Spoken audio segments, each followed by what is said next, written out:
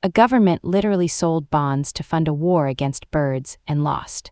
It sounds like satire, but in 1932, Australia's Department of Defence faced a genuine crisis. Emus were destroying crops across Western Australia on a scale that threatened the region's agricultural economy.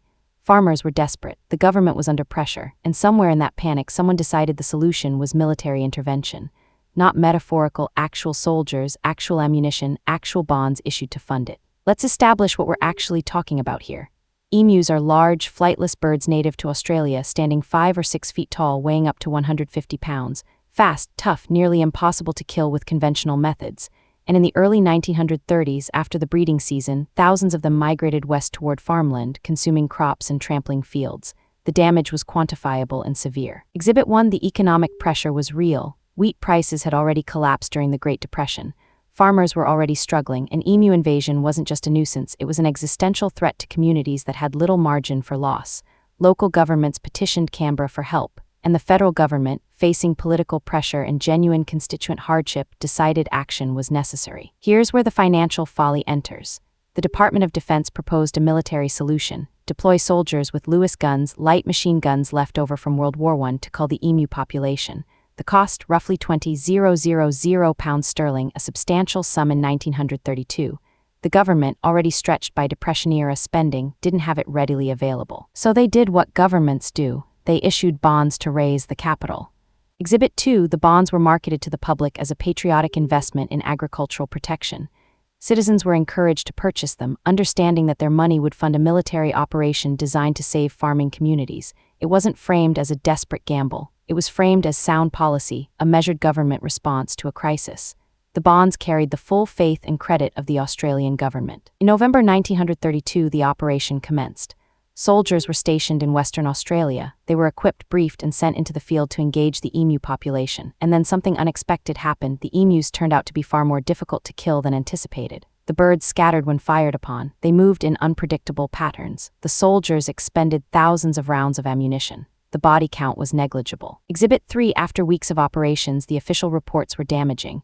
Soldiers had fired thousands of rounds. They'd killed maybe 50 emus, if that. The cost per bird was astronomical. The operation was clearly failing, and yet the government had already spent the bond capital. The money was committed. The soldiers were in the field. Withdrawing would mean admitting the entire enterprise was a miscalculation.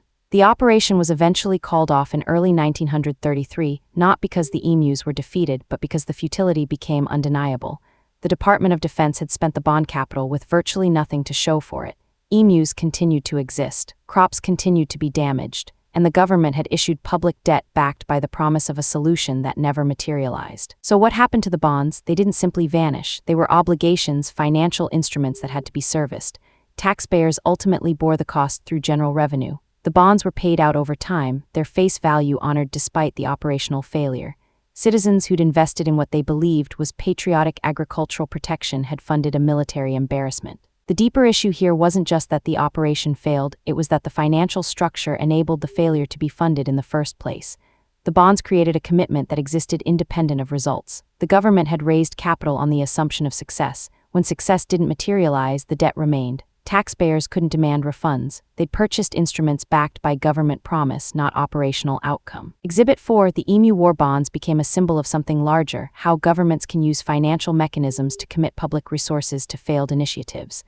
The bonds themselves were technically sound instruments. They were issued properly. They were backed by government authority. But the underlying assumption that the operation would work was never validated. The financial structure had proceeded independently of reality. This pattern has repeated throughout history. Governments issue debt for specific purposes. Those purposes sometimes fail, but the debt persists. Taxpayers foot the bill regardless of outcomes. The Emu War Bonds are unusual only because the failure was so visible, so absurd, and so thoroughly documented. Most government bond failures are wrapped in complexity that obscures the underlying miscalculation. The emus themselves, they survived, they continued to migrate, they continued to damage crops. Farmers eventually adapted using fencing, poison, and other methods that actually worked. The military operation had been unnecessary all along, but the financial commitment had already been made. The bonds had already been sold. The money had already been spent. That's the core of this story. A government identified a problem, chose an expensive solution, funded it through public debt. The solution failed, and taxpayers bore the cost anyway. The bonds were the mechanism that allowed the miscalculation to be formalized and distributed across the public. and that's why the Emu War Bonds matter, not because they're funny, but because they illustrate how financial instruments can insulate decision makers from the consequences of their choices. The bonds were eventually retired, the debt was serviced, the historical record was preserved, and Australia moved on. But the question remains, how many times has this pattern played out without the comedic absurdity of emus to make it memorable? How many government bonds have funded failed initiatives that disappeared into the noise of larger budgets and competing crises? The Emu War Bonds stand as a peculiar, documented instance of how financial mechanisms can enable and perpetuate failed government projects. The bonds themselves were sound instruments. The government authority behind them was legitimate, but the underlying assumption that soldiers could efficiently cull an emu population was simply wrong, and that miscalculation was absorbed by the public through debt service. So that's why the Emu War Bonds cost what they did, not because emus were expensive to fight, but because the Australian government committed public capital to a solution that didn't work, and that commitment was formalized through debt that taxpayers had to service regardless of outcome. The price tag wasn't for success, it was for the government's authority to spend money even when the results didn't materialize. This video is for educational and informational purposes only and is not financial advice. Always do your own research. Subscribe to see how financial bubbles and government miscalculations have shaped economies throughout history, new stories every week. This video is for educational and informational purposes only and is not financial advice. Always do your own research.